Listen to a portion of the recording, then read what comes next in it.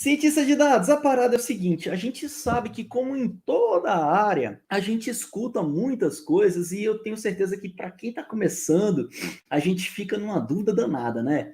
Cara, nossa, eu ouvi falar isso, eu ouvi falar aquilo, e muitas vezes, cientista de dados, a gente às vezes até se deixa levar por muitas coisas que são mitos, ou acredita em coisas não acredita em coisas que são verdades. E para que a gente possa entrar aqui num bate-papo bacana e você saber exatamente o que é verdade, o que é mentira nesse mundo aqui da ciência de dados, eu trouxe aqui uma pancada de mitos e verdades que é para a gente conversar aqui hoje, beleza? Vamos começar sem mais delongas. Nós vamos falar aqui sobre, inicialmente, alguns mitos, tá bom? Bora falar sobre mitos, por quê? Porque isso aqui que a gente vai falar pode trazer aí um pouco de luz, né? Principalmente quando você está começando aí, você pensa assim, nossa, será que isso é assim mesmo? Será que não é? Então eu procurei compilar aqui várias coisas que eu escuto e que eu falo assim, nossa, isso não é verdade não, isso aqui é mito. Nossa, isso aqui também não é verdade não. E compilei, assim, compilei muitas. Você vai ver que tem muitos mitos aqui, tem muitas verdades também, tá bom? Então vamos lá, cientista de dados, olha só esse mito aqui, cientista de dados. Para as empresas usarem ciência de dados em seus processos, ela precisa fazer grandes investimentos. Cientista de dados, houve uma época na qual esse mito aqui, ele não era um mito. Lá nos primórdios, quando tudo era mato, como eu gosto de falar, né? Quando tudo era mato, realmente as empresas que tinham ali um poder ali orçamentário um pouco melhor, eram empresas que não tinham problema de caixa, era empresa que tinha capital. Realmente, essa época foi uma época de ouro para elas. Né? Quem podia investir em conhecimento, em ferramentas e treinamentos ali de data science, de ciência de dados, realmente eram essas empresas que tinham caixa, que tinham capital. Eu costumo contar a minha história, né, lá dentro do sistema financeiro, dentro do Banco do Brasil, e lá nos primórdios mesmo, a gente via que o Banco do Brasil realmente fazia um investimento gigantesco, tanto para aquisição de ferramentas, para cuidar da infraestrutura dela, para fazer os próprios treinamentos lá dentro. Eram treinamentos caríssimos, as ferramentas eram muito caras, até hoje elas são muito caras. Se você for olhar um treinamento de uma ferramenta que não é open source, como o SAS, por exemplo, é um treinamento muito caro, ainda que seja ali treinamentos básicos, são treinamentos caros. A infraestrutura para você ter ali a utilização das ferramentas SAS, porque SAS ele é uma empresa, né? É uma empresa e essa empresa ela tem ali uma linguagem de programação própria, ela tem ferramentas de data science própria, e são ferramentas usadas por empresas do mundo todo, né? Top aí da Fortune, e você vê que realmente para investir e utilizar a ferramenta SaaS, realmente tem que ter um dispêndio muito grande. E quando a ciência de dados estava começando, eram essas ferramentas que tinham disponíveis. Só que com o advento aí desse mundo do open source, da comunidade colaborativa, essa parada foi mudando muito. Hoje nós temos aqui a programação Python, que ela é até antiga, ela é anterior a esse boom do Data Science, porém, ela ganhou um pouco mais de visibilidade depois do Data Science, exatamente pela facilidade com a qual a utilização do Python, ela trouxe ali no dia a dia para você fazer atividades de ciência de dados, né? O Python facilitou a vida demais. A vida tanto da galera que estava querendo aprender, porque o Python é código aberto, e assim também para as empresas que não tinham muita grana para fazer infraestrutura, né? As empresas começaram a visualizar que, opa, peraí, cara, eu consigo montar uma infraestrutura de Big Data todinha aqui, cara, com o Hadoop, e peraí, né? Calma aí. Eu teria que pagar alguns zilhões ali para fazer isso aqui, então peraí, deixa eu aprender essa parada aqui. E aí tudo foi ficando mais fácil. E por que que isso, Eduardo, foi para frente? Exatamente pelo fato dessa colaboração, né, pelo fato dos programadores compartilharem o seu conhecimento, de deixar os scripts abertos nas comunidades, tais como GitHub, e por aí vai. Isso facilita demais, né? Até hoje facilita muito a disseminação do conhecimento. Né? Então, se você procurar, você vai encontrar soluções que, inclusive, são deixadas lá pelos próprios detentores, né? Pelos próprios proprietários intelectuais. Né? O cara deixa lá, ele até faz um serviço de venda aqui, eu mostrei para vocês aquele caso de uma solução de inteligência artificial que ela utiliza deep learning, utiliza transformers, que eles aumentam ali o poder. Ele é uma solução de visão computacional que aumenta a qualidade das imagens, né? Então ela tem ali por trás são máquinas preditivas com deep learning. E esse cara ele criou uma solução, a gente viu lá o próprio site. Essa solução ela faz ali o seu trabalho, mas o código está lá no GitHub para quem quiser. Então, se o cara souber pegar aquela parada e fazer, né, um outro projeto utilizando aquela codificação, ele pode fazer isso também, né? Para você ver como tem espaço para todo mundo, né? E que há uma colaboração entre os pares ali da ciência de dados, né? Isso é muito bacana e eu acho que isso foi uma das grandes impulsionadoras. Então, cara, por que isso aqui é mito, Eduardo? Por que essa parada aqui é mito? Porque hoje em dia as empresas não precisam mais fazer esses investimentos vultuosos, nem em infraestrutura, nem em programação, nem em ferramental, quando ela está iniciando ali o seu trabalho e colocar a ciência de dados nos seus processos, tá bom? Então, esse é o primeiro mito. Bora para o segundo, olha que interessante. Esse já é para a galera que está assim, olha só, Eduardo, eu vou fazendo assim de forma intercalada, tá bom? Não vou seguir uma ordem cronológica lógica, não, tá bom? Eu vou colocando alguns mitos aqui para você. Então, agora a gente vai dar uma viagem lá dentro de Machine Learning, tá bom? Então, olha só, quando você utiliza algoritmos de Machine Learning, o melhor algoritmo sempre traz as melhores predições. Isso aqui também é mito, cientista de dados. Por que essa parada aqui é mito? Eu já vi alguns exemplos, já trouxe aqui para vocês alguns exemplos, inclusive em aulas aqui no canal, que muitas vezes, dependendo dos dados, né? Então, depende de várias coisas, não depende só do algoritmo, né?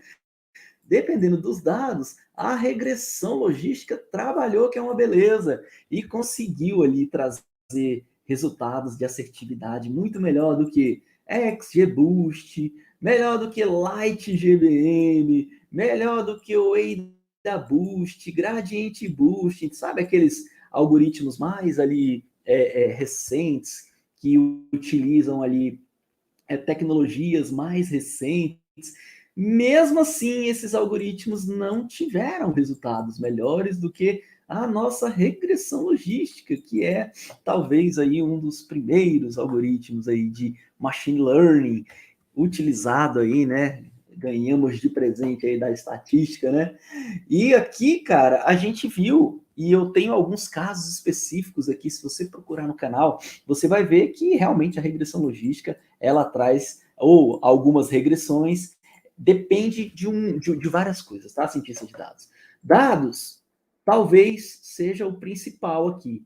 Dependendo dos dados, você não tem como fazer milagre com o algoritmo. Né? Tudo depende dos dados. Depende do pré-processamento que você faz, dependendo da forma como você entrega os dados ali para o algoritmo, você vai conseguir resultados melhores. Mas você não pode dizer que o melhor algoritmo sempre vai trazer as melhores predições. Tá bom, cientista de dados? Isso é um mito, beleza? Vamos para o terceiro mito, e esse aqui talvez seja o que eu mais gosto de falar, né? Que é assim, é porque eu senti isso na pele, tá bom? Eu achava que para ser cientista de dados, eu precisava ou ter ali a minha graduação em estatística, quando eu estava começando, né? Lá, estatística.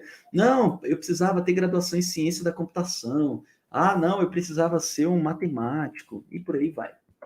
a cada dificuldade que eu tinha, eu já me via ali me enveredando para uma graduação específica. E uma das coisas que a gente também acha ali, principalmente quando a gente olha ali alguns conceitos, né, bem técnicos, você fala, cara, isso aqui é só para PhD essa parada. E isso aqui também é um mito, cientista de dados. Ciência de dados não é apenas para PhDs, né? Cientista de dados, a gente vê aí vários cientistas de dados, inclusive esse aqui que vos fala, eu sou um mero economista com várias especializações em finanças. Né? As minhas especializações são em finanças. E como que você aprendeu ciência de dados, Eduardo? Foi no dia a dia, no campo de batalha, trabalhando com isso e estudando bastante também. Por quê? Porque eu decidi aprender essa parada porque eu era apaixonado por isso aqui. E aí eu comecei, cada vez que eu aprendia, eu gostava mais, trabalhava mais e fui sempre me enveredando para isso aqui. Mas eu não fiz nenhum PhD, nenhum doutorado, nenhum mestrado, especificamente em ciência de dados, tá bom, cientista de dados? Então, isso aqui é um mito. Se a gente precisar só de um exemplo para dizer que uma parada ela não é verdadeira, tá aqui, eu estou aqui e não sou PhD em ciência de dados, tá bom, cientista de dados? Mais um mito que a gente derruba. Próximo mito. Nossa, isso aqui a gente escuta demais. A ciência de dados elimina o preconceito humano. Cientista de dados, o que a gente utiliza para criar ali as máquinas preditivas com machine learning? Diz aí, cientista de dados, o algoritmo sozinho faz máquinas preditivas e aplicações de ciência de dados? Não faz, né, cientista de dados? A gente usa os dados. Se a gente tiver ali olhando uma amostra de dados e essa amostra de dados contém ali no seu cerne preconceitos, seja ele de cor, de raça, né, de gênero, a gente vai capturar essa parada. A gente não passa ali, a gente não utiliza os dados para o algoritmo treinar. O resultado da máquina preditiva não é exatamente o treinamento que foi feito com os dados, então por isso que é muito importante, todas as vezes que a gente tiver fazendo qualquer trabalho, os dados precisam ser muito bem tratados, muito bem escolhidos, para que a gente não faça ali extrapolações além daquilo que é o que a gente está constatando ali, tá bom? E aí a gente já vê algumas coisas, alguns acontecimentos exatamente falando, né? Puxa vida, a IA, ela está trazendo aqui com essa evolução aí da sua aplicação, da sua aplicabilidade na nossa sociedade, o preconceito. E, na verdade, cientista de dados, ela só está refletindo aquilo que a nossa sociedade é, aquilo que a gente é. Então, é muito importante que a gente preste bastante atenção e entenda quem é ali, quem são os verdadeiros culpados, beleza? De todos os culpados, o que não é a ciência de dados, é a IA, são as máquinas preditivas. O nosso preconceito é que é o verdadeiro culpado. Então, mais um mito, cientista de dados. Os algoritmos, a IA, a ciência de dados, não elimina o preconceito humano, porque ela não tem esse poder. As máquinas preditivas são construídas com os dados que nós mesmos produzimos. Tudo bem? Vamos para o quinto mito? Olha que interessante essa aqui. Ciência de dados é somente machine learning aplicada. Olha só, é verdade isso aqui, cientista de dados? Você que já está aqui nessa jornada sabe que não é bem assim. Nós temos o pipeline da ciência de dados e o pipeline da ciência de dados, ela traz aqui várias fases que são totalmente interligadas, interconectadas umas com as outras, e a gente não pode fazer nenhum trabalho sem que elas estejam ali trabalhando juntas na engrenagem. Por isso o nome pipeline. Se a gente não tiver cada uma dessas tubulações ali, dessas pecinhas, a gente não consegue construir as nossas aplicações. Nós precisamos de todas elas. Nós precisamos sim, das máquinas preditivas construídas com machine learning, nós precisamos, sim, de um bom, a gente acabou de ver aí o exemplo de ter um pré-processamento de dados bem feito, ela vai ajudar a termos resultados mais assertivos, mas também precisamos analisar os dados. Eu não posso sair jogando qualquer variável, né, que eu encontrar aqui, que eu tenho no meu hall de variáveis a ser explorada aqui. Eu não posso simplesmente pegar ela e colocar no meio das variáveis com como outra variável qualquer para fazer uma predição sem escolher com certo rigor, com certa plausibilidade. Então a gente precisa muito estar focado em que o pipeline, por completo, ele tem ali a sua evidência.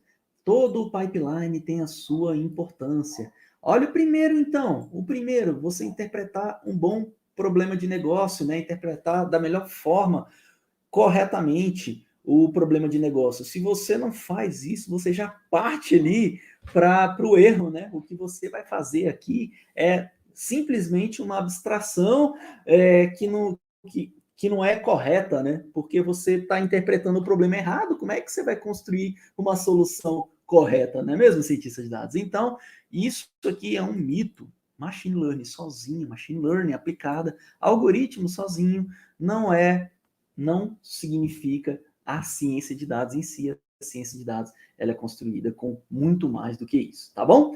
Outro mito, cientista de dados, a tecnologia é a parte mais difícil.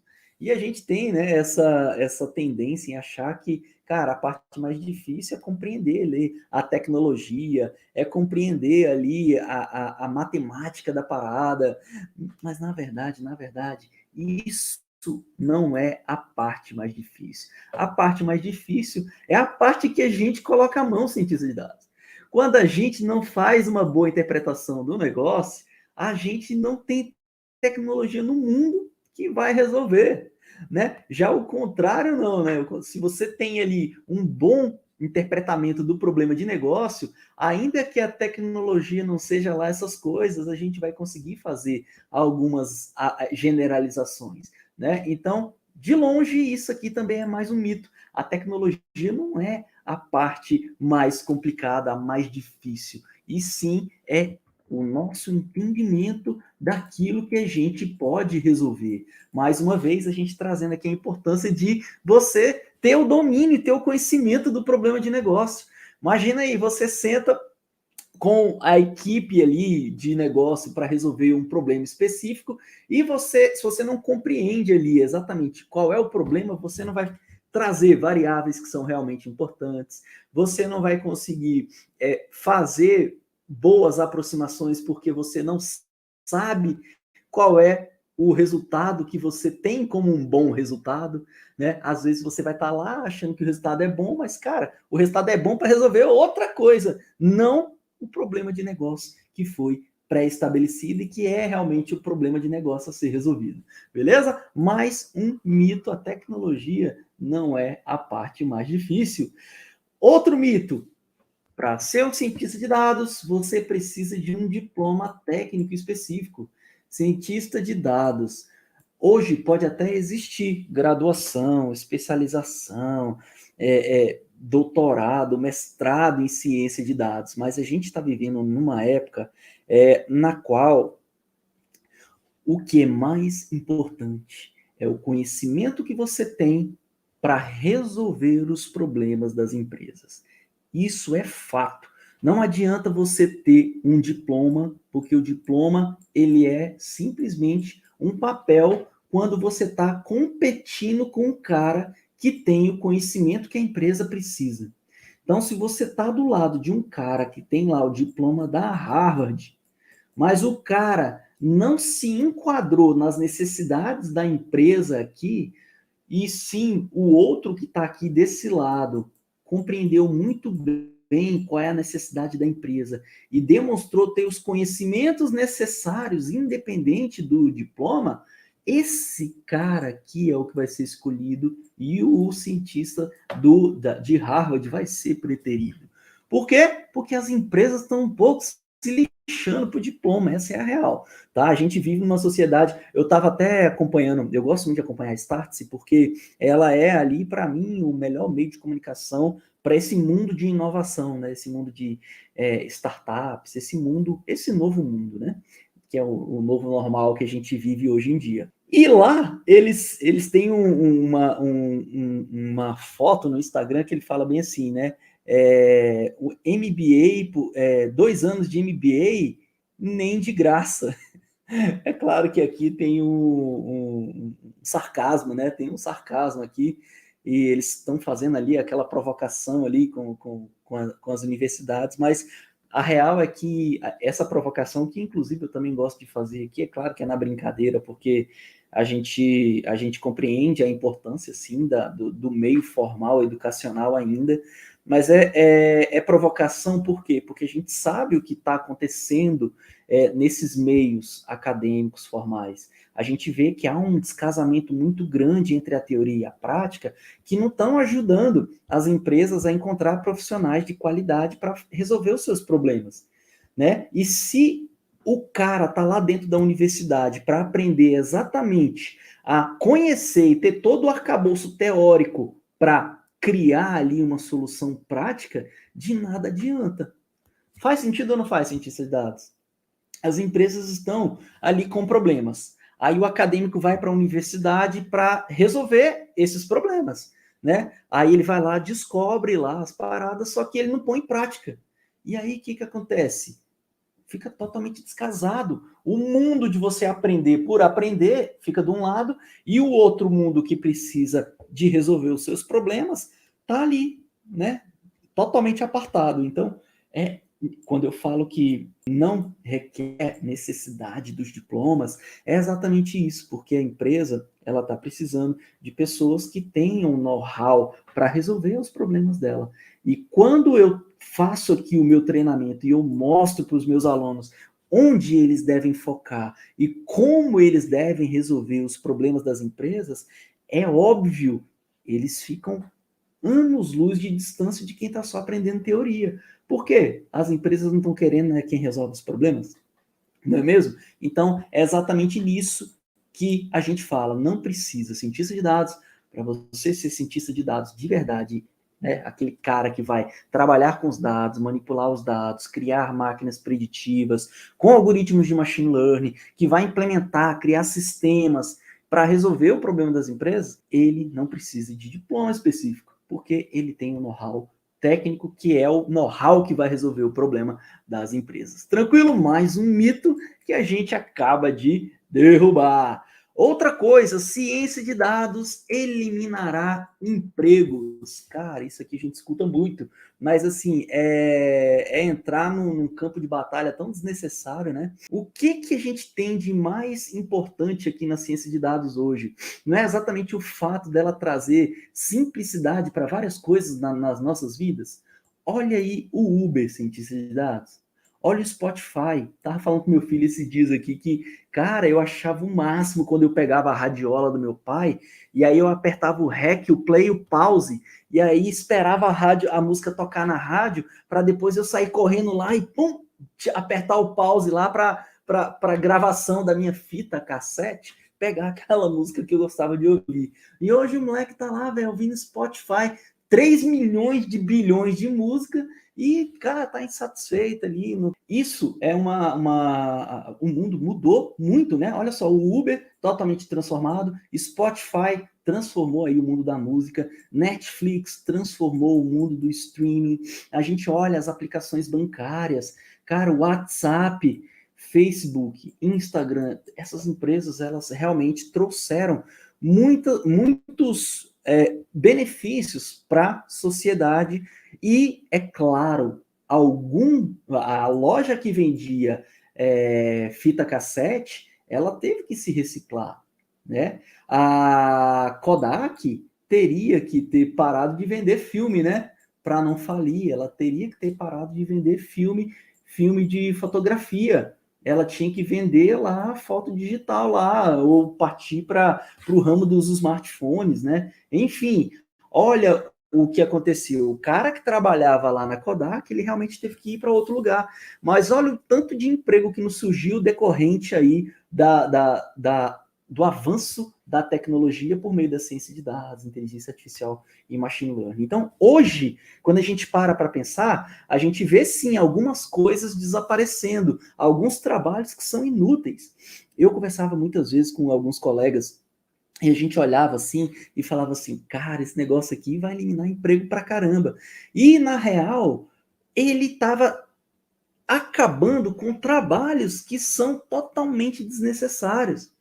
E o que a gente viu acontecendo era pessoas que estavam alocadas em trabalhos totalmente repetitivos, elas precisaram se reencaixar na empresa, na instituição, para que elas pudessem agregar de uma outra forma. Se não, sim, aí sim ela ia ficar para escanteio. Se ela não mostrar que ela tem know-how para evoluir junto com a tecnologia, que ela tem vontade de crescer e aprender coisas novas, sim, ela vai ficar que nem a Kodak. Mas ela perdeu o emprego por culpa da ciência de dados? É claro que não, né?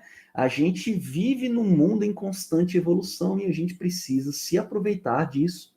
Tudo bem? Então, cara, isso aqui é um dilema, mas, cara, isso é um mito. A ciência de dados não elimina empregos. Beleza? Vamos embora? Um outro mito. Olha que interessante. Algoritmos não falham, cara. Algoritmo tá lá, tá desenhado, foi provado que são fórmulas provadas aí no dia a dia e não falham. Nossa, que são fórmulas provadas no dia a dia, né? Que passou por uma base de teste muito grande antes de entrar no mercado. Isso, check, ok, todo mundo compreende e, né? E ratifica porque estão utilizando. Agora, dizer que algoritmos não falham também é outro mito, né, cientista de dados? Algoritmo ele foi desenvolvido ali por nós seres humanos e dependendo da forma como você usa, ele vai falhar sim, né? Ele vai falhar. E ele vai falhar só porque ele está errado, Eduardo? Não, ele pode falhar porque ele está errado e descobrirem depois, né? Que é normal também, mas a forma como ele foi usado, ele apresentou falhas, né? A gente poderia até falar, né, que a falha foi de quem está fazendo, né?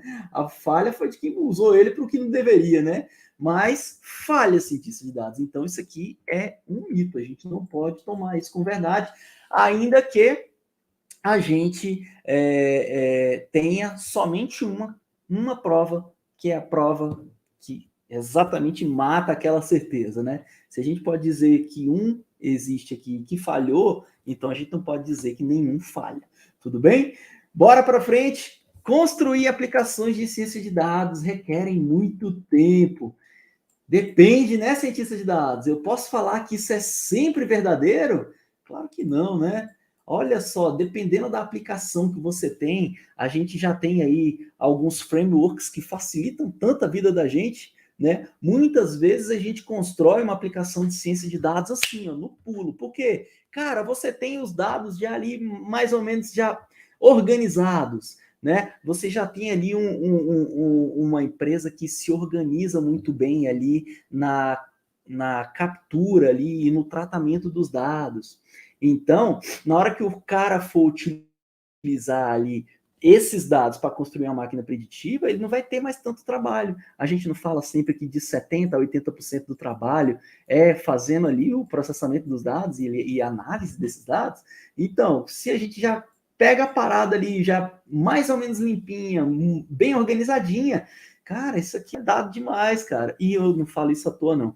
Eu conversava com um colega meu do banco antes de sair, e ele era gerente lá da área que fazia a validação das máquinas preditivas.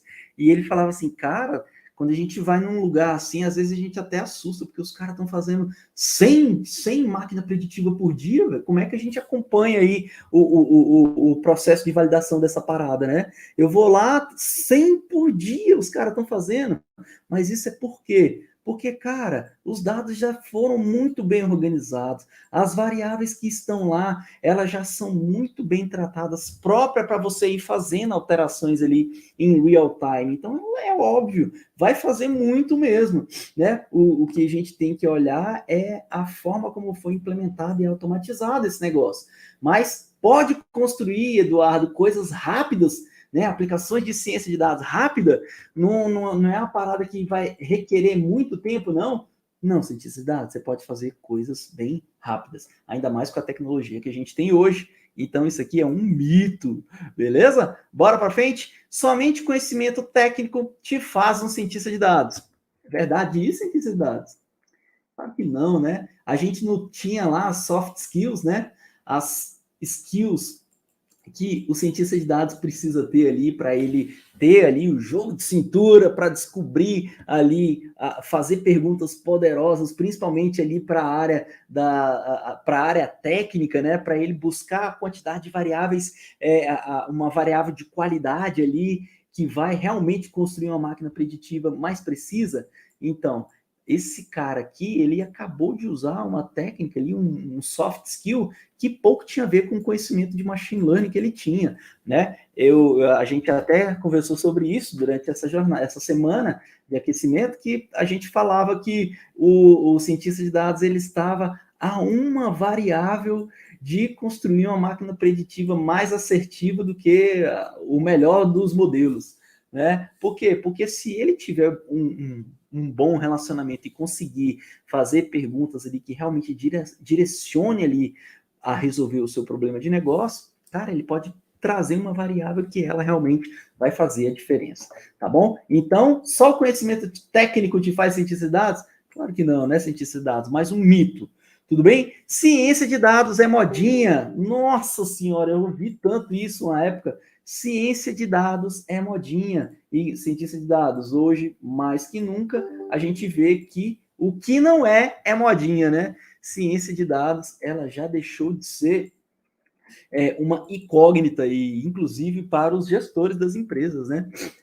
Os gestores já enxergam a ciência de dados como uma área tão vital quanto o marketing, né? A gente não fala que o marketing é muito importante. Ciência de dados é tão vital quanto o marketing. E isso são os próprios gestores que estão falando. Então, mito, né, galera? Outro mito, cientista de dados precisa ser um cara de TI para ser cientista de dados. É verdade isso, cientista? Claro que não, né? A gente está aqui já conversando sobre isso há algum tempo. Então, o cara é um bom estatístico, ele não tem nada a ver da área de tecnologia, né? O cara é um bom matemático, um bom economista, um cara que sabe a programação, vai conseguir trabalhar com ciência de dados? Sim. O cara se formou em direito, mas ele gosta muito de Python e ele aprendeu muito ali sobre os algoritmos de machine learning, consegue desenvolver aplicações. Então, não precisa ser de TI para ser cientista de dados. Não, cientista de dados? Bora para frente. Outro mito. Precisa ser especialista em programação, estatística e matemática para ser cientista de dados? Claro que não, né? Pensou precisar ter que me especializar em matemática e estatística, né, para eu ser cientista de dados, né? A gente incorre no mesmo mito aqui de cima. Mercado de ciência de dados é muito fechado. Quer mercado mais aberto, colaborativo do que o mercado da ciência de dados? Né? Quer o mercado mais aberto? O cara vai lá, constrói uma aplicação, deixa gratuita lá no GitHub, continua tocando seu trabalho, aprendendo outras coisas, e mesmo assim o cara compartilha suas ideias. Então, mais um mito, né? Mais um mito que a gente caía. Quando a gente olha, assim, tem a gente teve uma era na qual você guardar informações era um sinônimo de poder para você. Engraçado que eu até vivi em cientista de dados. Presta atenção nisso que eu vou falar. Eu até sofri um pouco na mão de algumas pessoas dentro de algumas instituições por conta disso aqui, ó. Algumas pessoas que travavam ali o conhecimento simplesmente porque, sei lá, hoje eu fico imaginando que eu acho que essa pessoa ela era tão insegura que se ela compartilhasse o que ela sabia, ela ia ser deixada para escanteio, saca? Porque eu não consigo na minha cabeça pensar que o cara, ele não compartilhar uma informação seria simplesmente porque ele acha que isso é que vai fazer ele crescer. Né? Eu acho que ele devia ter ali algum receio, algum medo de alguma coisa do tipo, porque eu já via isso sim, né, da galera antigamente guardar o conteúdo ali só para ele, não explicar o que ele sabia, por mais que era um colega de trabalho que estava precisando, né? Mas eu acho que isso hoje em dia não é o que acontece, muito pelo contrário, e conforme a gente viu aqui, provamos aqui isso na prática, né, cientista de dados, que a galera compartilha. Ciência de dados é compartilhamento. É preciso ter um poder computacional e investimento em infraestrutura enorme para fazer ciência de dados. Cientista de dados, você, com sua máquina, você faz ciência de dados. E eu vou além. Com a máquina virtual do Google, você faz ciência de dados e consegue criar aí várias aplicações para as empresas do jeito que você tem, de forma gratuita aí. Então, isso aqui é um mito. Foi-se a época que a gente precisava de grande infraestrutura, inclusive, né? Hoje em dia as empresas elas não têm mais nem as próprias máquinas, porque elas pagam os serviços de cloud, cientista de dados.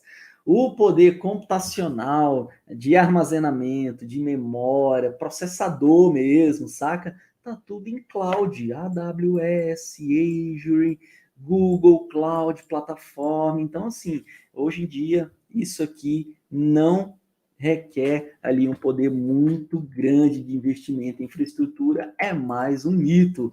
E bora para o último mito aqui, eu acho que esse é o último mito, hein? Ó, ciência de dados só serve para grandes empresas ou organizações milionárias.